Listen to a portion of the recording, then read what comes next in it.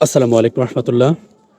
২০২৫ সালের এই সময়ে এসে বাংলাদেশের স্বাধীনতার প্রায় ৫৪ বছর পরও বাংলাদেশের কেউ যদি স্বাধীনতা বিরোধী শক্তি থাকে, তাহলে তারা হচ্ছে দুর্নীতিগ্রস্ত আমলা, মন্ত্রী, যারা হাজার, হাজার কোটি টাকা এই ৫৪ বছরে বাংলাদেশ থেকে পাচার করেছিল। বাংলাদেশকে একটি বৈষম্য মুক্ত দেশ হিসাবে যারা গড়তে পারে নাই, যারা অন্যায়, অবিচার, সীমাহীন দুর্নীতিতে চ্যাম্পিয়ন হয়েছিল, তারাই হচ্ছে বর্তমানে স্বাধীনতা বিরোধী শক্তি। কিভাবে? আমাদের মহান স্বাধীনতা সংগ্রাম এইসব অপকর্ম এবং হচ্ছে যে দুর্নীতি এবং বৈষম্যের পরিপন্থী হিসাবেই আমাদের স্বাধীনতার যুদ্ধটি হয়েছিল।